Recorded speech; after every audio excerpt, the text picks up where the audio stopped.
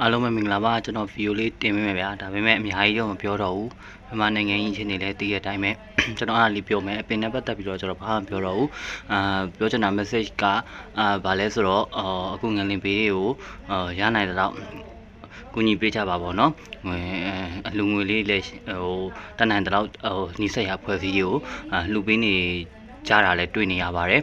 ကိုလည်းနိုင်တော့တအားပါဝင်ပေးပါလို့ကျွန်တော်လည်းတရား speak out လုပ်ပေးတယ်ဆိုတာထပ်ပြောပေးတာပေါ့နော်ကျွန်တော်မှလည်း follow ရတယ်ဒီ subscribe လုပ်ထားတဲ့လူတွေလည်းအများကြီးတော့မရှိပါဘူးရှိနေတဲ့ကိုလူတွေတည်းရပဲဒါလေးတွေကိုညီပေးဖို့တောင်းဆိုပေးပါစေအဲ့ဒါလေးပြောတာပါsmiling cat တို့လည်း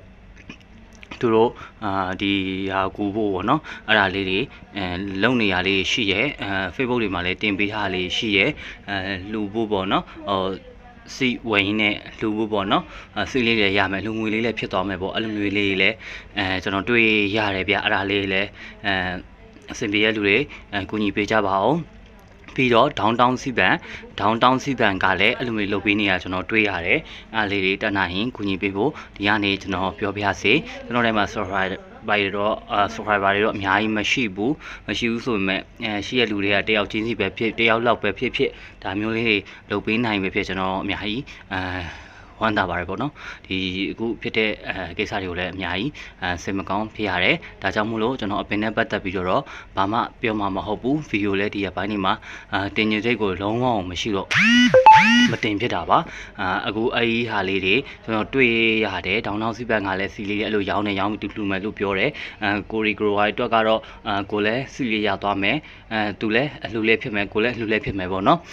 ဒီလိုလေးပါဝင်တပါဝင်ပေးကြပါလို့ကျွန်တော်တိုက်တွန်းပေးတာပါဒါပြောပြပေးရပါเนาะအပင်အတွက်ကတော့ကျွန်တော်ဘာမှမပြောတော့ပါဘူးအရန်စေမကောင်းဖြစ်ရပါတယ်ဖြစ်ထားတဲ့ပြဿနာတွေဒီလင်းတန်းနေပါတယ်ပေါ့နော်အဲ့လိုဖြစ်ရပါတယ်ကျွန်တော်အများကြီးမပြောတော့ပါဘူးဒါလေးကူညီပေးပါအောင်မြန်မာနိုင်ငံ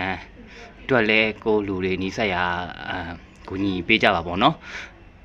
ဒါလေးကျွန်တော်ပြောပေးချင်တာပါကျွန်တော်ဒီလောက်နဲ့ပဲရလိုက်ပါတော့မယ်ဗီဒီယိုကျွန်တော်အများကြီးလည်းမပြောနိုင်တော့ပါဘူးเนาะဒါဒီမှာပဲရက်လိုက်ပြစေဗီဒီယိုလေးကိုဒီလောက်နဲ့ပဲရက်လိုက်ပါမယ်တက်နိုင်တဲ့ဘက်ကဝိုင်းဝန်းကူညီပံ့ပိုးပေးကြပါအောင်လို့ပြော